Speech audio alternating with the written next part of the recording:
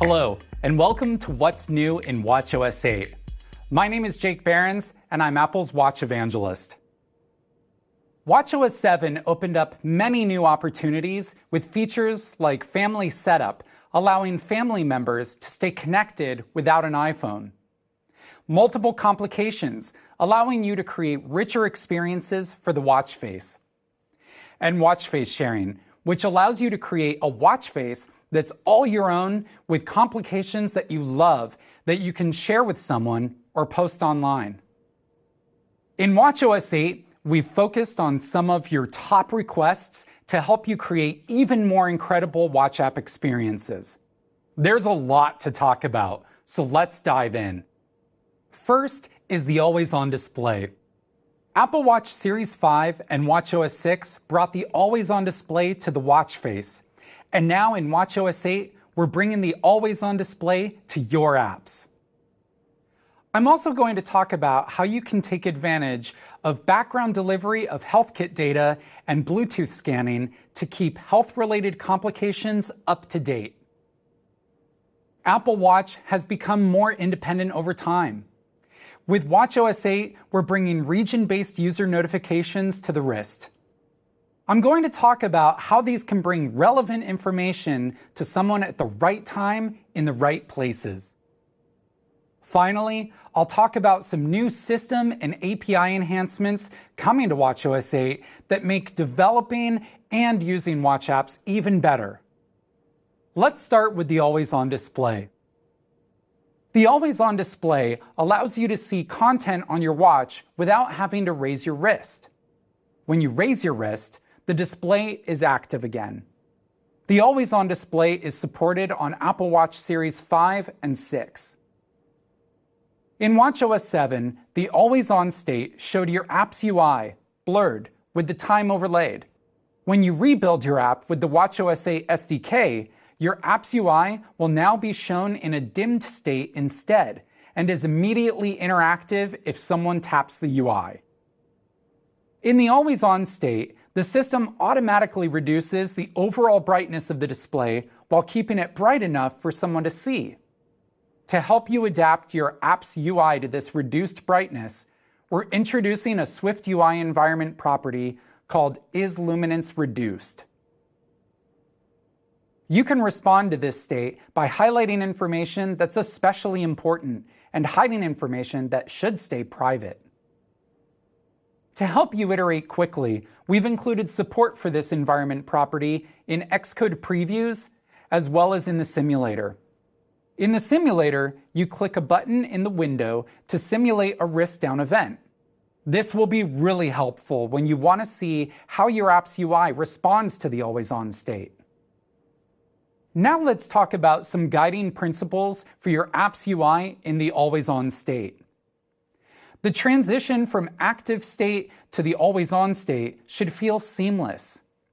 Don't drastically alter the UI or reorganize information. Otherwise, the transition from the always-on state to being active will be jarring. Maintaining the context of the active UI is key. In this example, Fitbod keeps the UI grounded and consistent between states, while further dimming some of the brighter elements and secondary text. Next, you should dim non-essential information and elements. If you have secondary text, images, or fills, you can further dim them yourself to give more prominence to the piece of information you want to stay highlighted and visible.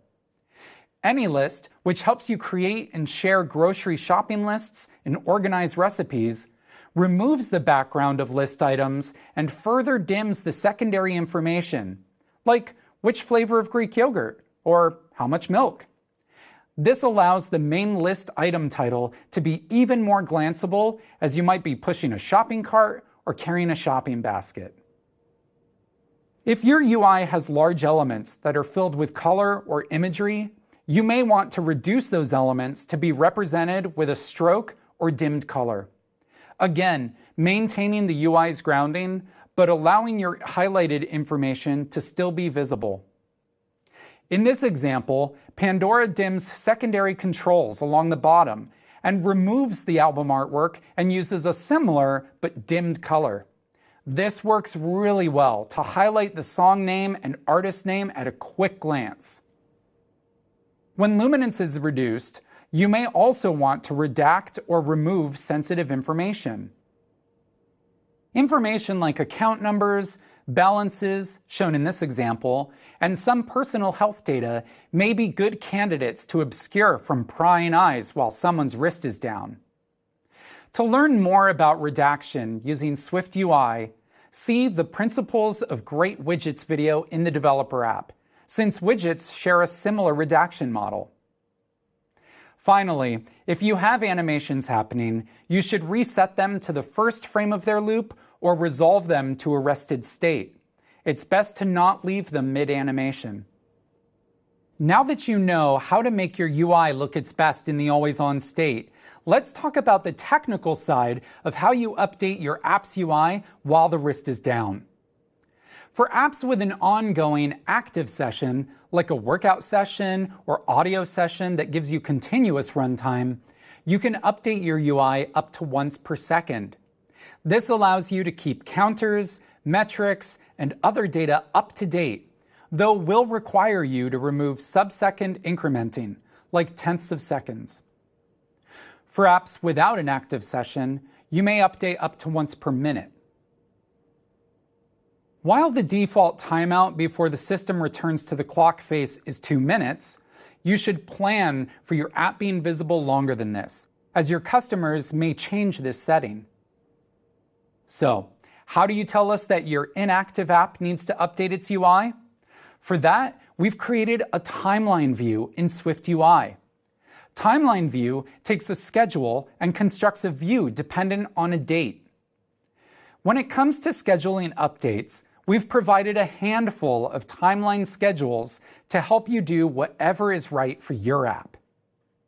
There's every minute, which updates every minute. This also aligns to the system clock, meaning that each update will occur at the top of the minute on the device. There's periodic, which allows you to set an interval, such as every 2 minutes or whatever is appropriate for your app. If you use a periodic schedule for 1-minute intervals, they are not aligned to the system clock.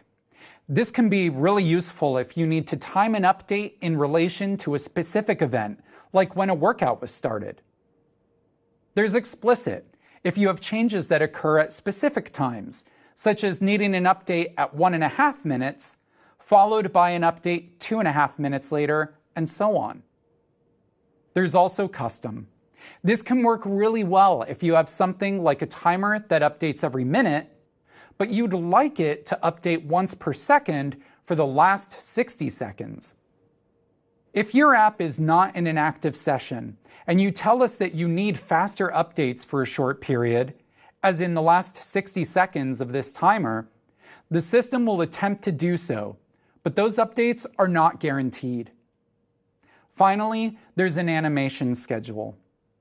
To learn more about timeline view, schedules, animations, and more, watch the What's New in SwiftUI and the Add Rich Graphics to Your SwiftUI app videos in the developer app. We love the impact that health and fitness apps have made on Apple Watch. In watchOS 8, we've brought background delivery of HealthKit data to Watch apps. This opens up passive health monitoring for apps and can make a big impact for standalone Watch apps used in family setup configurations. Setting up background delivery of HealthKit data works similarly to iOS. On watchOS, when the predicate matches due to new health data being collected and your background observer query gets handled, your app is woken to receive results. This can be up to once per hour for a Watch app. If someone has added your app's complications to their active watch face, you can receive results up to 4 times per hour.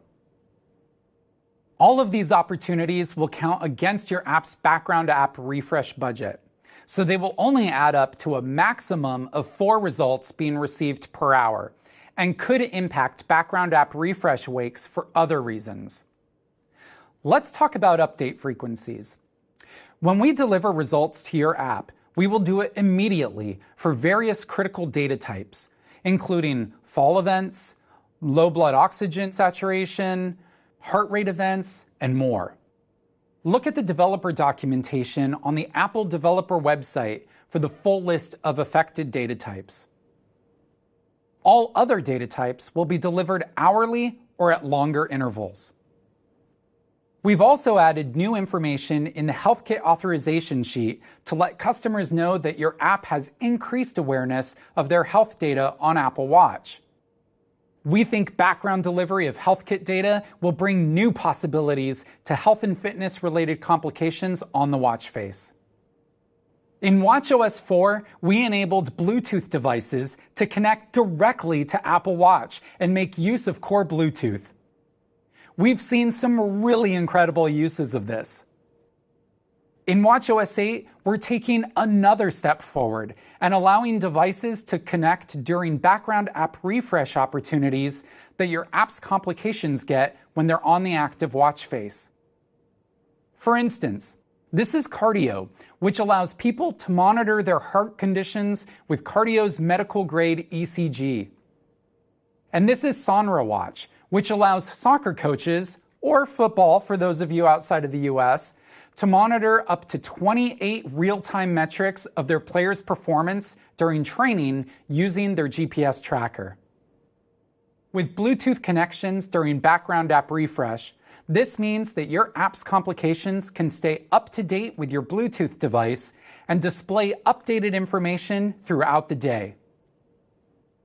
Background app refresh gives your app's complications that are on the active watch face up to 4 opportunities per hour to connect and update. Remember that these opportunities will count against your app's overall background app refresh budget. Make sure to set up your initial device connection when the app is in the foreground. This can't be done from the background. Once a connection to the device is established, background app refresh gives your app the opportunity to connect and get new data. It's also important to connect and process your data within a very short period of time. To help you with this, we've added a new expiration handler on WK Refresh background task, so you can be told when you're about to run out of time and need to finish up what you're doing. This allows your app to clean up and degrade gracefully if needed. For more information, watch Connect Bluetooth Devices to Apple Watch in the Developer app. Apple Watch is the device that's always on you. With independent watch apps becoming more prevalent and customers increasingly running out for coffee or to the store with only their watch, location is a key part of staying on top of what's important. In watchOS 8, we're bringing region-based user notifications to Apple Watch. This means you can get notified of important things based on geofences. For example, you can be reminded to start your skiing workout when you're at the lift using slopes. Or you can receive your flight information when you get to the airport using App in the Air. Region-based user notifications on watchOS work similarly to iOS. To preserve your customers' privacy, they will first receive a static notification where they can tap a button to see the full dynamic notification.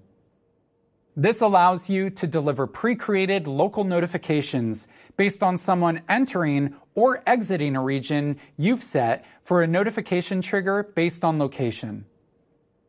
Keep in mind that the when in use permission is required for you to take advantage of this.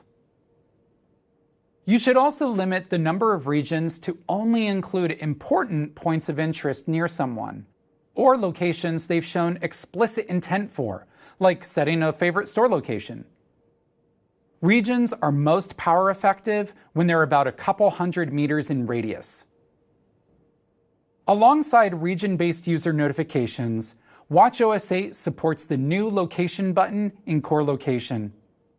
This button gives a one-time location authorization without going through authorization prompts each time it's tapped. Behind the scenes, it acts like an allow once traditional authorization. The location button is an easy way to gain trust from people by giving them more control of when they want to share their location. For more information on core location updates in watchOS 8 and iOS 15, watch Meet the Location button available in the developer app. We're also introducing a new always-on altimeter API in Core Motion. This gives you access to real-time elevation updates with minimal impact to all-day battery life and without requiring someone to share their location with the app. Aside from new features and APIs coming to watchOS 8, we've made a lot of enhancements to make developing and using your watch apps easier than ever. With watchOS 8, Apple Watch can now measure respiratory rate while you sleep. This allows apps like Sleep Details to display your respiratory rate data and visualize changes when you wake up in the morning. We're happy to bring assistive touch to Apple Watch for those with limb differences. This is really exciting because we can recognize a person's hand gestures to help them perform actions and navigate UI. We're also bringing a large accessibility text size to watchOS 8. To learn more on making your watch app more accessible, watch Create Accessible Experiences for watchOS in the developer app. Unit testing and UI testing for watch apps was introduced in Xcode 12.5. But making your apps accessible is what allows them to be testable. So with new accessibility features on watchOS, the time has never been better to make your apps more accessible. watchOS 8 also adds large titles at the top of scrolling views like you see in iOS, allowing for a more consistent feel across devices. Text input has been revamped in watchOS 8, remembering if someone prefers scribble or dictation per app, and giving quick access to changing between input types while entering text. This allows much more text to be easily entered, and you get this functionality free with SwiftUI text fields. The new Searchable API allows you to easily add search fields to your apps with customized suggestions. Customers will see a button in the search field indicating suggestions are available. When they tap on that, they'll see your customized suggestions. You can also provide customized UI for results. You can learn more by watching the Craft Search Experiences in SwiftUI video in the developer app. Lists now support swipe actions, so in addition to removing items, you can now perform custom actions like favoriting. Button roles let the system know how to present and handle specific button types, like destructive ones, but they also include a control prominence modifier, which will give those buttons an additional haptic when tapped. And the SwiftUI Canvas API is also available on watchOS 8, which means you can do rich programmatic drawing that uses the incredible GPU found in Apple Watch. There are many reasons to be excited about new possibilities on Apple Watch with watchOS 8. Timeline View can help you update your UI when a person's wrist is down and they need to get info at a quick glance. This is something all apps should adopt, so check it out first. Your app's complications have gained new ways to get updated information to them with background delivery of HealthKit data and Bluetooth connections. This further supports that complications are a main way some people use watch apps. If you can deliver more at a glance, you absolutely should. Region-based user notifications have enhanced what location means to watch apps. Adopting these where they make sense can add that surprise and delight moment that keeps customers engaged in your app. And finally, making use of next-level capabilities like assistive touch and the SwiftUI Canvas API can make your watch apps more usable and more immersive than ever. I'll be watching to see what you create. Thank you.